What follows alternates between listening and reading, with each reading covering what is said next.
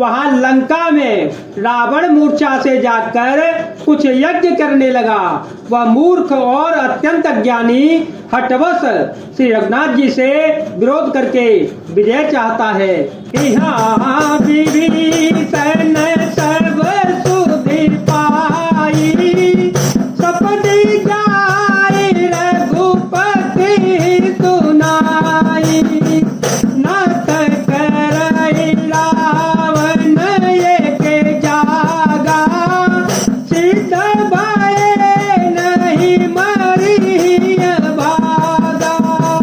पठवाहु नाथ बेगी भट बंदर, पठवाहु नाथ बेगी भट बंदर।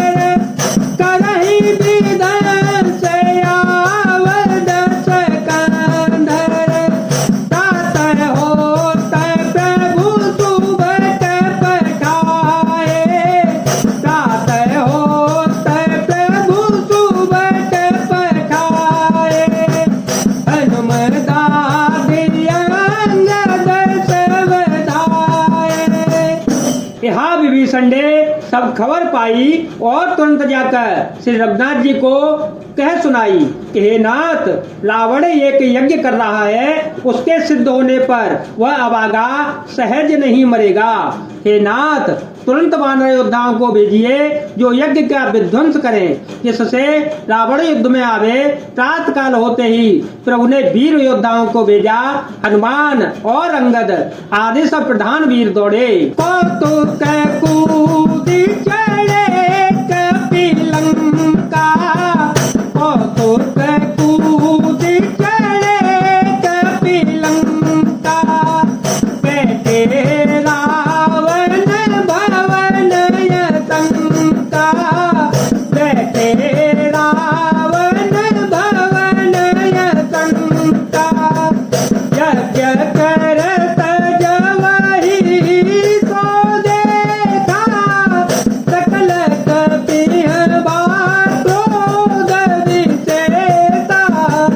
रनते नीलज बाजी ग्रह आवा, निहाय बस ध्यान लगावा। हस कहि अंगद मारा लाता, चितवन सठ स्वारथ मन राता। बानर खेल से ही कूदकर लंका पर जा चढ़े और निर्भय रावण के महल में जा घुसे। जो ही उसको यज्ञ करते देखा, त्यों ही सब बानरों को बहुत क्रोध हुआ। उन्होंने कहा, अरे ओ निर्लज्ज, रणभूमि से भागकर घर आया और यहाँ आकर बगुले का सा ध्यान लगाकर बैठा है। ऐसा कहकर अंगद ने एक लात मारी, पर उसने इनकी ओर देखा भी नहीं। उस दुष्ट का मन स्वार्थ में अनुरक्त था। नहीं चितव जव करी कोप, कपि गई दसन लात मारही। घर के तनारी निकारी बाहिर, तेती दीन पुकारही। तव उठे क्रोध कृतांत समझई, चरण वानर डारही।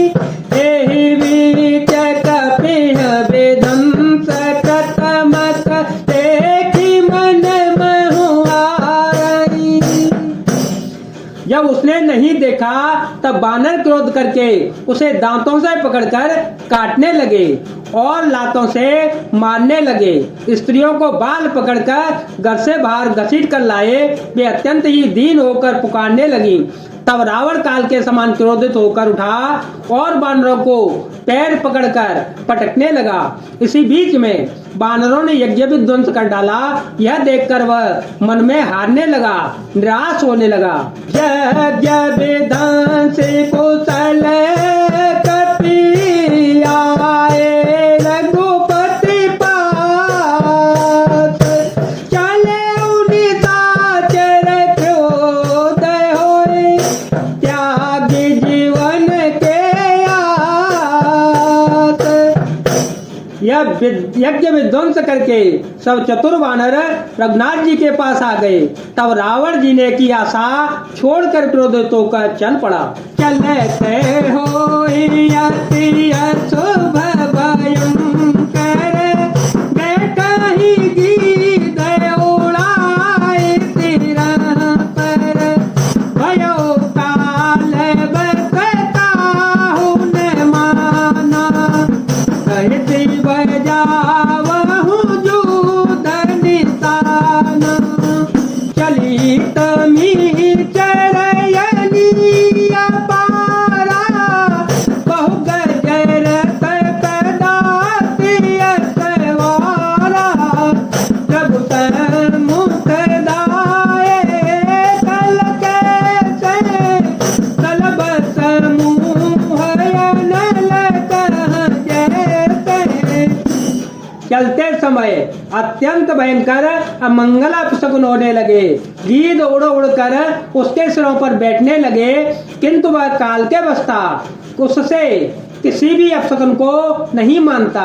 उसने कहा युद्ध का डंका बजाओ। निशाचरों की अपार सेना चली, उसमें बहुत से हाथी, रथ, घुड़सवार और पैदल हैं। वे दुष्ट प्रभु के सामने कैसे दौड़े, जैसे पतंगों के समूह अग्नि की ओर जलने के लिए दौड़ते हैं।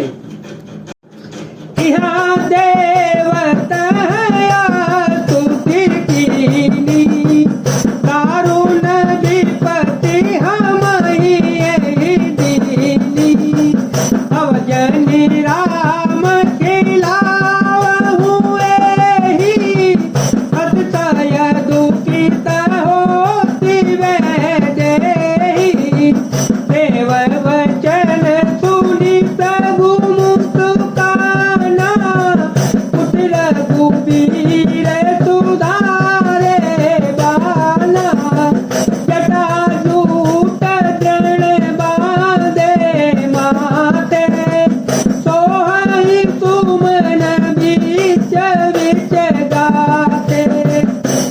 इधर देवताओं ने स्तुति की कि हे श्री राम जी, इसने हमको दारुण दुख दिए हैं, अब आप इसे अधिक न खिलाइए। जानकी जी बहुत ही दुखी हो रही हैं। देवताओं के वचन सुनकर प्रभु मुस्कुराए। फिर श्री रघुनाथ जी ने उठकर बाण सुधारे, मस्तक पर जटाओं के जूड़ों को कसकर बांधा, उसके बीच बीच में पुष्प गूंथे हुए शोभित हो रहे हैं।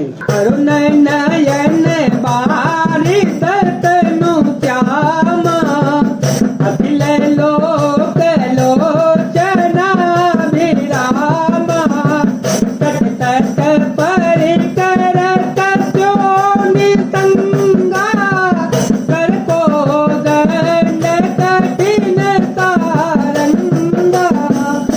लाल नेत्र और मेघ के समान श्याम शरीर वाले और संपूर्ण लोगों के नेत्रों को आनंद देने वाले हैं। प्रभु ने कमर में फेंटा तथा करकश कस लिया और हाथ में कठोर सारंग धनुष ले लिया। सारंग कर सुंदर निसंग सिली, मुखा कर कटित जो, भुज दंड पीन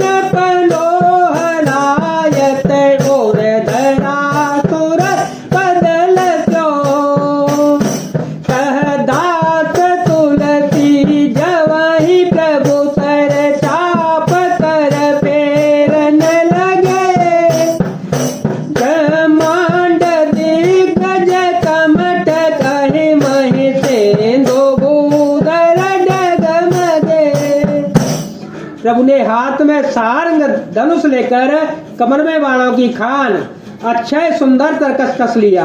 उनके भुजदंड पुष्ट हैं और मनोहर चौड़ी छाती पर ब्रह्मांड भृंगुर जी के चरण का चिन्ह शोभित है। तुलसीदास जी कहते हैं, जो ही प्रभु धनुष बाण हाथ में लेकर फिराने लगे, त्यों ही ब्रह्मांड दिशाओं के हाथी कच्छप शेष जी, पृथ्वी, समुद्र और पर्वत सभी डगमगा उठे। शोभा देखी हरसी सुर बरसहि सुमन अपार, जय जय जय करुणा निधि, छवि बल गुण आगार,